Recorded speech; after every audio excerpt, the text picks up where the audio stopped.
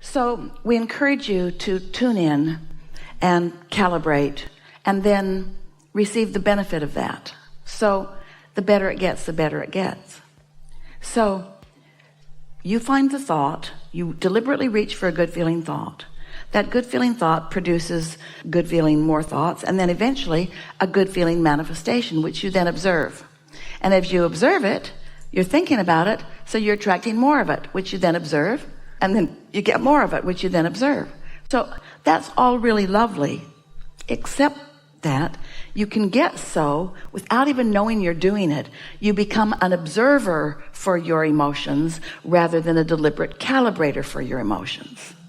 So as long as you can keep everything coming along, observing it and feel good, and observing it and feel good, and observing it and feel good, but often real expansion causes you to reach deeper than where you've been observing.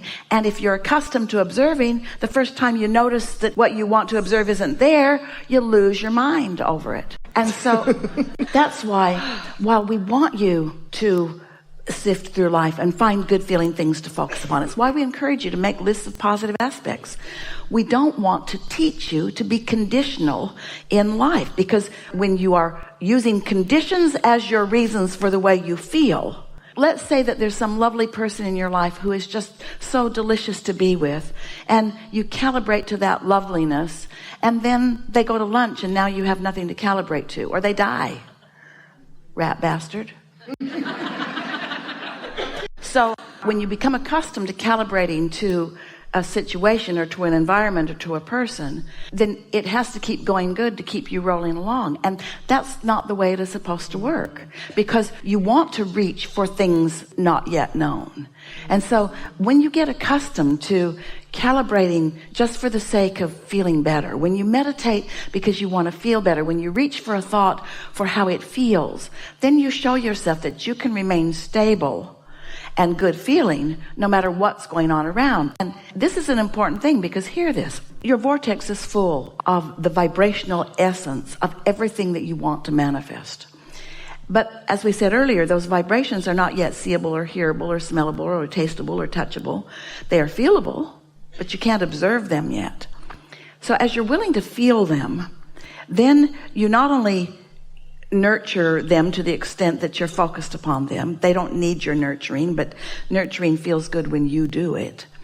But you are tuning to what they are and putting yourself in a position of being better in your timing and better in your awareness of what you're observing. So you get to experience these thoughts turning to things. In other words, rendezvous begin happening, thoughts rendezvous in your own mind. Other people say things that you were just thinking about.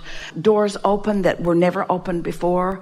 Things just begin to happen because you're in your pure essence. You're not carrying the resistance of the struggle that caused you to want this to begin with, you see. Then, as the manifestations begin to happen, they feel really, really good. But what we want you to get hooked on is the feeling of them becoming, not the thrill of them bursting out into see it, hear it, smell it, taste it, touch it, because then you're right back where you were before. You need to see it to believe it. And we want you to feel it and believe it, and then you'll see it. We want you to get so tuned, calibrated to your vortex that you don't doubt, that you understand that your desires are gestating and they are real and they are coming and they are in the process of turning into things, you see. So the absence of them doesn't get you down.